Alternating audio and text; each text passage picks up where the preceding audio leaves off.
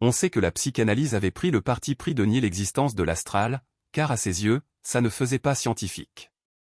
Dans le conformisme mimétique de la science, il y a des sujets qui font scientifique, et d'autres pas. Néanmoins, la psychanalyse avait quand même bien perçu, même si elle a tout fait pour nier l'existence de l'astral empli d'entités, le fait que notre inconscient gère des tensions internes. C'est sur ce plan qu'il avait de l'inconscient une vision différente de Schelling par exemple, qui utilisait déjà ce concept d'inconscient. Si on se représente l'astral comme constitué d'entités, qui représentent chacune un désir différent, qui sont utilisés pour nous faire produire de l'angoisse, donc du louche, on peut imaginer qu'une personne possédée, que j'appelle TCA, et plusieurs alters, qui rivalisent les uns contre les autres.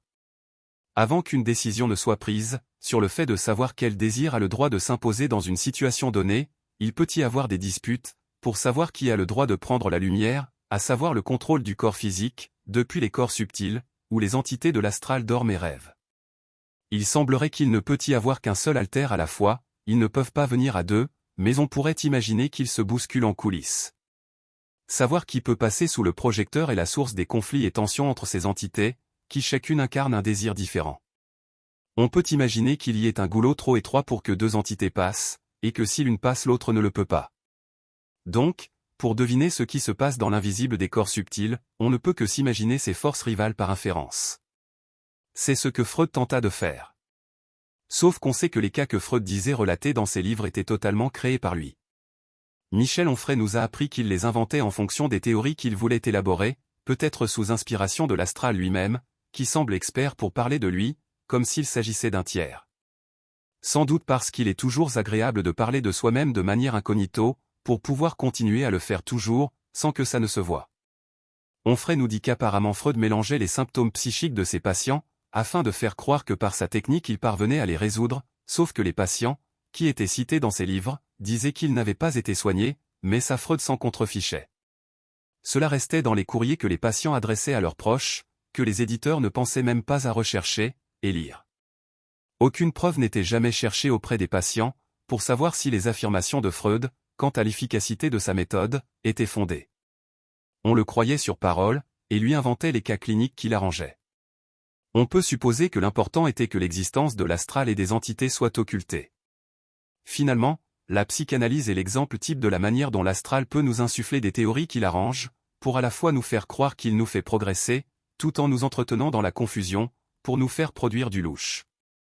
Donc il faudrait s'amuser à reprendre les livres de Freud, pour voir la manière dont il présentait ces cas, qu'il disait cliniques pour faire professionnels, mais qu'il inventait, en mélangeant les histoires de plusieurs patients, pour créer les troubles psychiques qu'il souhaitait prouver résoudre par sa méthode. Imaginez un patient qui vient pour un symptôme Z, un autre pour un symptôme B, vous les mélangez pour en faire un symptôme C, qui sera facile à résoudre, puisque c'est vous-même qui l'avez créé. Alors donc les psychothérapies souvent consistent à faire cela. Même chez les disciples dissidents de la psychanalyse, chez les adeptes de Wilhelm Reich qui m'ont formé par exemple, j'ai vu la chose se faire, les thérapeutes créent les symptômes qu'ils savent soigner chez leurs patients, et si le patient n'est pas content qu'il aille se faire voir ailleurs. Il a payé pour résoudre un problème, qu'il n'avait pas en arrivant, dont on lui dit qu'il pourra le résoudre quand il adoptera la technique qu'on lui préconise, ce qui l'oblige à une soumission à cette vision des choses, ce qui marque la patte de l'astral. Quant au problème avec lequel le patient était venu, il n'intéresse pas les thérapeutes. L'astral semble fonctionner ainsi, de sorte que le travail d'inférence dont je parlais n'est pas très difficile à réaliser.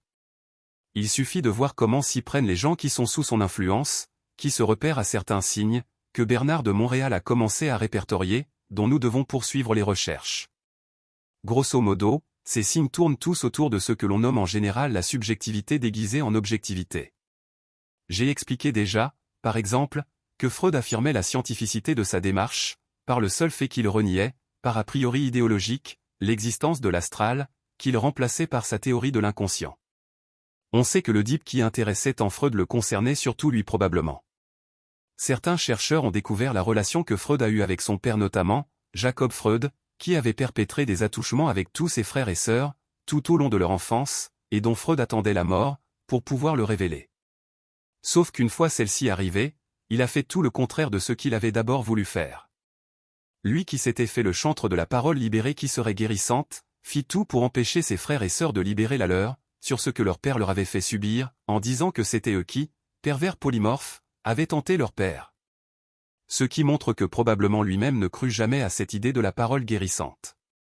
Le père défunt était ainsi innocenté, et les victimes dénoncées comme coupables. Freud a donc inventé cette théorie de l'enfant pervers polymorphe, pour défendre son père une fois mort, ce qui montre qu'il était sous emprise de l'astral, dont il cherchait à nier pourtant l'existence.